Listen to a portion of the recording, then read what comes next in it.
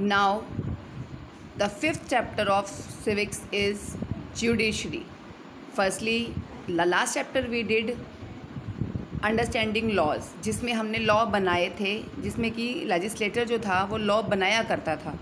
अब हमारे पास जो नेक्स्ट टॉपिक है वो जुडिशरी। अब ये जुडिशरी क्या है? जुडिशरी को अगर आप सिंपल सी वे में बताओ तो जो कोर्ट्स वगैरह होती हैं ये सारी हमारी जुडिशरी में काउंट होती हैं। See this is written here, mechanism of courts that a citizen can approach when a law is violated. मतलब जब किसी भी लॉ को वायलेट किया जाता है, जब कोई भी लॉ वायलेट होता है तो हम कोर्ट्स का सहारा लेते हैं, और ये होती है जुडिशरी। जस्टिस से बना है ये वर्ड, क्यों हम यहाँ पर जाते हैं जुडिशरी में, मतलब कोर्ट्स में जस्टिस के लिए। क्लियर? मतलब अब हम जुडिशरी में कहें तो all the range of work done by courts in our country is called judiciary. Means mechanism of courts in our country is called judiciary. इतने सारे जो लेजिस्लेटर ने लॉ बनाए हैं, अब वो लॉ सबके लिए इक्वल होते हैं। लॉ कहा जाता है ना, all person are equal before law, और ये सबको लॉ अप्लाई, सबके ऊपर ही अप्लाई होते हैं। और अगर कोई पर्सन लॉ वायलेट करता है, ठीक है, तो उसके ऊपर चार्ज वगैरह लगाए जाते हैं। वो चार्ज वगैरह कहाँ लगाए जाते हैं? कोर्ट्स की हेल्प से लगाए जाते हैं। सिमिलरली हम सिटीज़न देखें अगर, तो अगर हमारे किसी फंडामेंटल राइट को वायलेट किया जाता है तो हम भी क्या करेंगे? कोर्ट्स में जाएंगे और केस कर सकते हैं। Now what is the role of judiciary? Judiciary क्या है? जुडिशरी क्या होती है? और कोर्ट्स का मैकेनिज़्म होता है। कोर्ट्स जो हैं बहुत सारे इश्यूज़ पे डिसीज़न लेते हैं, जैसे कि बच्चों को मारना नहीं चाहिए, या फिर हमें रिवर वाटर हर स्टेट्स में कितना कितना और कैसे कैसे पहुंचाना है, ठीक है, और अलग अलग देशों में क्राइम है तो वो कैसे सुलझाने हैं, उनको कैसे पनिशमेंट देनी है, ये सब कौन करता है? जुडिशरी करता है। इस तरह से जुडिशरी के वर्क को 3 पार्ट्स में डिवाइड किया गया है। एक है डिस्प्यूट रेजोल्यूशन, मतलब कोई भी अगर झगड़े होते हैं वो जुडिशियल सिस्टम ही सॉर्ट आउट करता है। झगड़े सिटीजन्स के बीच में भी हो सकते हैं, सिटीज़न और गवर्नमेंट के बीच में भी हो सकते हैं, 2 स्टेट गवर्नमेंट्स के बीच में भी हो सकते हैं, और सेंटर और स्टेट गवर्नमेंट के बीच में भी हो सकते हैं। और इनको सॉर्ट आउट करने का काम किसका होता है? जुडिशरी का। सेकंड, जुडिशरी क्या करती है? जुडिशियल रिव्यू करती है, कि मीन्स वो ये देखती है कि किसी स्ट्रक्चर ऑफ कॉन्स्टिट्यूशन का वायलेशन तो नहीं हो रहा, ठीक है, जो लॉ बनाए गए हैं उनका वायलेशन तो नहीं हो रहा, ये सब चेक करती है ताकि वो उनको पनिशमेंट दे सके, ठीक है। या फिर अगर कोई ऐसा लगता है कि कोई लॉ सही नहीं है, उसको चेंज वगैरह करना, तो उसके लिए जो भी कोर्ट में डिसीजन दिए जाते हैं वो जुडिशियल रिव्यू में आते हैं। थर्ड पॉइंट है upholding the law and fundamental rights. Court का सबसे इम्पॉर्टेंट काम होता है फंडामेंटल राइट्स को बचा कर रखना। अगर किसी सिटीजन के फंडामेंटल राइट को वायलेट किया जाता है तो वो सुप्रीम कोर्ट या हाई कोर्ट में केस कर सकते हैं, ठीक है। जैसे इन्होंने एक एग्जांपल भी दे रखा है जो आपने क्लास 7 में पढ़ा था। हाकिम शेख था जो कि ट्रेन से गिर गया था और उसकी कंडीशन बहुत ख़राब हो गई थी, हॉस्पिटल उसको एडमिट भी नहीं कर रहे थे। तो फंडामेंटल राइट, तो उस सुप्रीम कोर्ट में जब ये केस गया तो सुप्रीम कोर्ट ने कहा कि उसका ये राइट है कि उसको लाइफ मिले, ठीक है, उसको कंपेंसेशन इसलिए दी जानी चाहिए, ठीक है। और इसके बाद हमारे पास अगला टॉपिक है इसमें, what is an independent judiciary. अब देखो ये बिल्कुल सिंपल सा टॉपिक है, नाम से क्लियर है, इंडिपेंडेंट। अगर मान लो कोर्ट्स में जो जजेस वगैरह होते हैं, सुप्रीम कोर्ट में, हाई कोर्ट में या डिस्ट्रिक्ट कोर्ट में अगर जजेस वगैरह होते हैं, अगर उनके ऊपर पॉलिटिकल इन्फ्लुएंस हो, वहाँ पर पॉलिटिकल इंटरफेरेंस होगी तो वो लोग अच्छे तरीके से काम नहीं कर पाएंगे। मान लो किसी जज के ऊपर पॉलिटिकल इंटरफेरेंस है, मतलब या फिर जजेस की न्यू अपॉइंटमेंट वगैरह ही अगर पॉलिटिकल नेता, पॉलिटिक्स वाले नेता वगैरह करते हैं, तो जो जज होंगे वो बाद में किसी केस से रिलेटेड डिसीज़न लेने में बहुत ज़्यादा पार्शल होंगे, वो उनकी साइड लेंगे, उनको डर लगेगा कि कभी वो पॉलिटिकल पार्टी का बंदा हमें हटा ना दे। इसीलिए जो पॉलिटिशियंस हैं उनका जजेस के ऊपर कोई कंट्रोल नहीं होता, उनकी अपॉइंटमेंट में उनका कोई रोल नहीं होता। सिमिलरली हमारे पास जो लेजिस्लेटर और एग्जीक्यूटिव हैं उनका भी जुडिशरी के काम में कोई इंटरफेरेंस नहीं होता, उनकी पावर बिल्कुल सेपरेट होती है। तो ये सारा कुल मिला के हमारा क्या बनता है? Independent judiciary. कहने का मतलब है कि ये जो कोर्ट्स होती हैं ये गवर्नमेंट के अंडर नहीं होती, ये अपना काम अपने आप ही करते हैं, इनके ऊपर किसी का भी दबाव नहीं होता। किसी का दबाव मतलब चाहे वो सुप्रीम कोर्ट हो, चाहे हाई कोर्ट हो, चाहे डिस्ट्रिक्ट कोर्ट हो, इनके जजेस पर, इनके जो एम्प्लॉयज़ वगैरह होते हैं इनके ऊपर कोई पॉलिटिकल पार्टी का या लेजिस्लेटर का या एग्जीक्यूटिव का कोई भी इंटरफेरेंस इनके कामों में नहीं होता, ठीक है। इनकी अपॉइंटमेंट करना इनका काम नहीं होता। तो इस तरह से इसी को बोलते हैं इंडिपेंडेंट जुडिशरी। इसका फ़ायदा क्या है? क्योंकि इससे वो कभी भी पॉलिटिकल पार्टीज़ के थ्रू कभी भी वो पार्शियल नहीं हो पाएंगे और अपनी पावर का वो मिसयूज़ भी नहीं करेंगे। इस तरह से ये जो हैं कोर्ट सिस्टम जो है, जुडिशरी सिस्टम है, ये एक बहुत इंपॉर्टेंट रोल प्ले करता है सिटीजन्स के फंडामेंटल राइट्स को बचाने में। अब हमारे पास है स्ट्रक्चर ऑफ कोर्ट, जिसके बारे में आपको इतना मुझे बताने की ज़रूरत ही नहीं है। आपको पता है हमारा कोर्ट का स्ट्रक्चर 3 पार्ट्स में डिवाइड है और ये हमारा देखो पिरामिड बना हुआ है जो कि लोअर से अपर जाएगा। सबसे पहले सबसे नीचे डिस्ट्रिक्ट कोर्ट, फिर हाई कोर्ट, फिर सुप्रीम कोर्ट। सुप्रीम कोर्ट आपको पता है दिल्ली में है, ठीक है ना। और इसकी जो ये जो बना था, ये कब बना था? 26 जनवरी 1950 में ही बना था, जब हमारा देश रिपब्लिक हुआ था। तो अब डिस्ट्रिक्ट कोर्ट, अगर मान लो किसी सिटीज़न की कोई प्रॉब्लम है, कोई उसको पिटिशन फाइल करनी है, तो सबसे पहले डिस्ट्रिक्ट कोर्ट में करता है। लेकिन मान लो उनके डिसीजन से वो सेटिस्फाई नहीं होता तो वो हाई कोर्ट में जा सकता है। अगर वो हाई कोर्ट के डिसीजन से भी सेटिस्फाई नहीं हुआ है तो वो सुप्रीम कोर्ट में केस कर सकता है। तो इस तरह से ये लोअर से अपर में पिरामिड चलता है और ये हमारा स्ट्रक्चर है कोर्ट्स का। अब मैंने आपको जो चीज़ बताई है ना कि हम पहले डिस्ट्रिक्ट कोर्ट में, फिर हाई कोर्ट में, फिर सुप्रीम कोर्ट में कंप्लेंट करते हैं, तो ये जो है इसको हम बोलते हैं इंटीग्रेटेड जुडिशरी। क्या बोलते हैं इसको? Integrated judiciary. कि मतलब सारे कोर्ट्स जो है आपस में, इन कोर्ट्स के जो डिसीज़न है आपस में बाइंड होते हैं। कहने का मतलब वही है, अगर डिस्ट्रिक्ट कोर्ट के डिसीज़न से कोई पर्सन सेटिस्फाई नहीं है तो वो हाई कोर्ट में अपील कर सकता है, और हाई कोर्ट के डिसीज़न से भी वो सेटिस्फाई नहीं है तो he can go to the Supreme Court for the justice. जैसे इसका एक एग्जांपल देखो आपके पास दे रखा है। एक लक्ष्मण कुमार था, 20 साल की उसकी एज थी। फरवरी 1980 में उसकी शादी हुई सुधा गोयल से, ठीक है। और उसकी फैमिली में कौन कौन है? लक्ष्मण के ब्रदर्स हैं और उसके मम्मी हैं, उसकी सास, उसकी मदर वगैरह थी। तो जब और 2 ही दिसंबर, एक ही साल भी नहीं बीता, जो उसकी वाइफ थी सुधा, उसको जलने के कारण वो हॉस्पिटल में ही मर गई, ठीक है। जब यही फैमिली ने, जब सुधा की फैमिली ने पिटीशन डाली कोर्ट में, ट्रायल कोर्ट का मतलब यहाँ डिस्ट्रिक्ट कोर्ट से है, तो डिस्ट्रिक्ट कोर्ट में बहुत सारे विटनेस आए।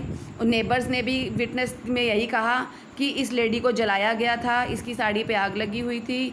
सुधा की मदर इन लॉ ने उसको पर तेल डाला और हस्बैंड ने उसको जलाया, और उसका एक ब्रदर भी था, शामिल था। किसका? उसके हस्बैंड का। तो उन्होंने जब ये कोर्ट केस में गया, और जबकि उन्होंने तो सफाई दी कि वो तो बाय मिस्टेक जल गई, एक्सीडेंटली जली, लेकिन कोर्ट ने ऐसा नहीं सुना और कोर्ट ने लास्ट में लक्ष्मण, उसकी मदर शकुंतला और उसका एक ब्रदर इन लॉ था सुभाष चंद्र, उनको डेथ की सज़ा सुना दी।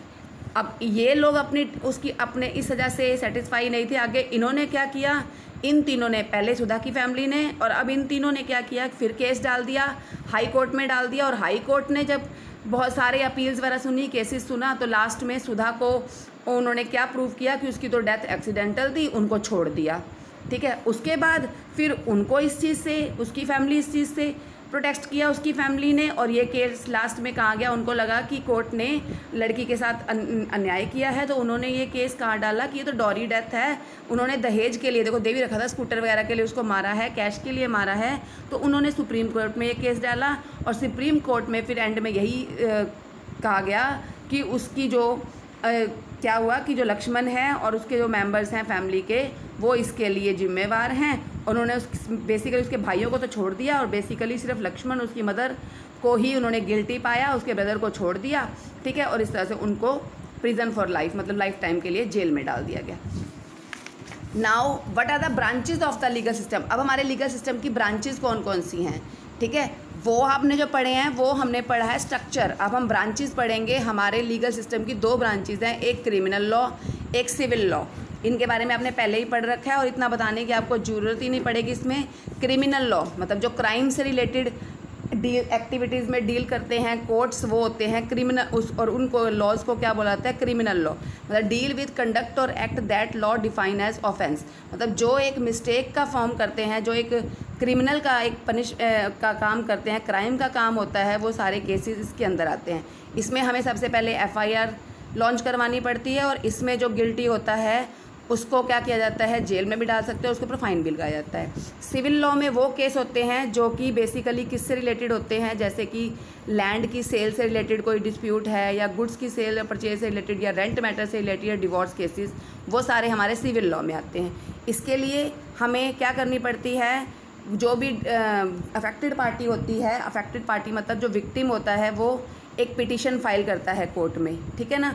और इसके अंदर जो होता है, इसमें कोई सज़ा नहीं होती, बल्कि इसमें हमें क्या कहा जाता है कि इसमें कोर्ट कहती है कि जो विक्टिम है उसको रिलीफ मिलना चाहिए। क्लियर। जैसे और इसमें जैसे मेनली दे रखा है जो ये लैंड वाले केसेस होते हैं, उसमें लैंडलॉर्ड हो चाहे किराएदार मतलब टेनेंट हो, दोनों ही कोर्ट में केस फाइल कर सकते हैं। और कोर्ट क्या डिसीजन देती है, या तो मकान को खाली कर दो या फिर जो पेंडिंग रेंट है वो पे किया जाए, ठीक है। और अब हमारे पास है एक नेक्स्ट टॉपिक कि क्या हर पर्सन का असेस है कोर्ट्स में, मतलब हर पर्सन कोर्ट्स में पहुंच सकता है। देखो वैसे तो क्या कहा जाता है कि हर पर्सन को कोर्ट में जाने का अधिकार है, अगर उसके फंडामेंटल राइट्स को वायलेट किया जाता है, अपने फंडामेंटल राइट्स को प्रोटेक्ट करवाने में वो कोर्ट्स में जा सकता है। लेकिन बहुत डिफ़िकल्ट है हर पर्सन के लिए वहाँ जाना। अब हर पर्सन का मतलब स्पेशली जो पुअर पीपल हैं, यहाँ पर पुअर पीपल के लिए कोर्ट में जाना बहुत मुश्किल है। क्यों? एक तो उनके पास पैसे की कमी होती है, एक वहाँ पे पेपर वर्क बहुत ज़्यादा होता है, टाइम बहुत लगता है, वो या फिर पढ़े लिखे नहीं होते, वो बेचारे डेली वेजेस पे तो अपनी फैमिली को चला रहे हैं, तो वो कोर्ट में जस्टिस के लिए कैसे जाएंगे, इतनी पेमेंट वगैरह कैसे करेंगे। तो अब ये तो क्वेश्चन हो गया। अब कह रहे हैं तो क्या अब इनके लिए कोई सोल्यूशन नहीं है, तो इनको क्या फ़ायदा हुआ फिर कोर्ट्स का। तो इनके लिए फिर गवर्नमेंट ने एक नई स्कीम चलाई थी, सुप्रीम कोर्ट ने एक मैकेनिज़्म फाइंड आउट किया था PIL का, जिसको हम बोलते हैं पब्लिक इंटरेस्ट लिटिगेशन, जिसका मेन मोटिव ही क्या था, हर पर्सन कोर्ट्स में जा सके, कि हर पर्सन को जस्टिस चाहिए तो वो इजीली कोर्ट में जाकर अपने लिए जस्टिस मांग सके। ये उसके लिए सिस्टम चलाया गया था PIL, पब्लिक इंटरेस्ट लिटिगेशन। इसमें क्या था, किसी भी इंडिविजुअल को या ऑर्गेनाइजेशन को ये राइट दिया गया कि वो हाई कोर्ट में या सुप्रीम कोर्ट में PIL दायर कर दें, ठीक है, जिसको हम याचिका भी बोलते हैं, किसके बिहाफ पे जिसके राइट्स वायलेट हो रहे हैं। मान लो कोई गरीब पर्सन है, उनके लिए ऑर्गेनाइजेशंस बने हुए हैं, वो उसके बिहाफ पे क्या करते हैं, केस डाल सकते हैं। मान लो कोई गरीब पर्सन है, वो आपसे कहता है और उसके पास वो नहीं है, तो आप उसके बदले में PIL डाल दो और उसको न्याय मिल जाएगा, वो होता है PIL। ऐसे बहुत सारे केसेस हैं जहाँ पे PIL के थ्रू ही सोसाइटी में बहुत सारे सुधार हुए थे। जैसे कि जो बंधुआ मजदूर होते थे, बॉन्डेड लेबर्स, उनको सारा दिन उनसे बेचारों से काम करवाया जाता था, तो उनको इस चीज़ से मुक्ति कहाँ से मिली थी, PIL से मिली थी। सिमिलरली एक केस था बिहार का, जहाँ पे जो प्रिजनर्स थे ना, उनकी पनिशमेंट ख़त्म होने के बाद भी उनको जेल से निकाला ही नहीं गया, तो PIL किसी ने अप्लाई की और उनको बेचारों को जेल से निकाला गया। ऐसे ही गवर्नमेंट स्कूल में जो मिड डे मील की स्कीम शुरू हुई है, वो भी PIL के थ्रू ही स्टार्ट हुई है। उससे पहले गवर्नमेंट में स्कूल्स में, जबकि क्या रखा था कोर्ट्स ने और गवर्नमेंट ने, लेकिन गवर्नमेंट स्कूल में फिर भी mid day meal scheme start नहीं हुई थी, तो ये PIL के थ्रू ही स्टार्ट हुई थी। इस तरह से और भी बहुत सारे पॉइंट्स हैं जो PIL में आते हैं। ऐसे ही एक केस दे रखा है, राजस्थान और उड़ीसा में एक बहुत बड़ा सूखा आ गया था, ठीक है। वहाँ पर ग्रेन्स थे सरकार के पास, सरकार के गोडाउन में तो अनाज बहुत सारा था, लेकिन लोगों को बेचारों को अनाज की कमी थी। तो उस टाइम किसी ने PIL डाली और सरकार ने ऑर्डर, सुप्रीम कोर्ट ने ऑर्डर दिया कि ये सारा गोडाउन से अनाज बाहर निकालो, लोगों को काम दो, और जिससे और उसके बदले में उनको सस्ते दामों पर अपनी दुकानों पर सामान दिया जाए। इस तरह से PIL में लोगों के सुधार के लिए बहुत सारे लोगों ने PIL के थ्रू ही सुधार हुए हैं। तो इस तरह से असेस टू कोर्ट PIL के थ्रू बहुत ही इम्पॉर्टेंट हो गया।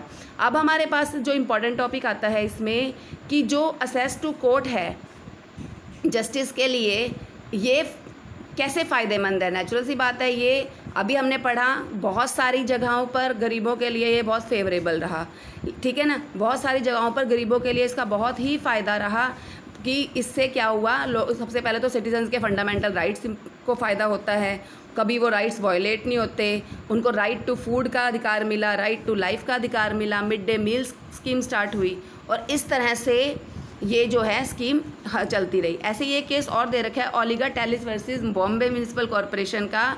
यहाँ पर भी जो स्लम डिवेलपर्स क्या होते हैं, झुग्गी झोपड़ियों में रहते हैं। लोग तो क्या कहते हैं, हाँ जी झुग्गी झोपड़ियाँ बना रखी हैं, फालतू की ज़मीन उन्होंने हथियार रखी है, इनको निकाला जाए। लेकिन जब एक केस हुआ जो बॉम्बे म्यूनिसिपल कॉरपोरेशन ने कहा कि इनकी झुग्गी झोपड़ियों को यहाँ से हटाया जाए उस एरिया से, तो कोर्ट ने क्या डिसीजन दिया कि उनको भी राइट टू लिव और राइट टू लाइवलीहुड का अधिकार है, तो वो बेचारे कहाँ जाएं, और वहाँ पर ही उनके लिए बना दिया, वही जगह उनके लिए बना दी गई। अब इस तरह से लास्ट में कह रहे हैं एक और इशू है पुअर पीपल के लिए ही, कि उनको तो जो जस्टिस मिलती है वो एक बहुत लंबे टाइम तक केस चलता रहता है, तो वो भी किसी बेनिफिट का नहीं है। अगर मान लो उनको ये राइट मिल गया PIL के थ्रू, उनके ऊपर उन्होंने केस तो डाल दिया अपने जस्टिस के लिए, लेकिन जस्टिस मिलने में भी लंबा टाइम लग रहा है, कोर्ट उनको बार बार हियरिंग के लिए बुलाती रहती है, तो वो भी कोई बेनिफिट नहीं है। देखो एक लाइन भी गिवन है, justice delayed is justice denied, मतलब जस्टिस मिलने में देरी और जस्टिस ना मिलने के बराबर ही होती है, जो कि किसी बेनिफिट की नहीं है। अब कंक्लूज़न में क्या है,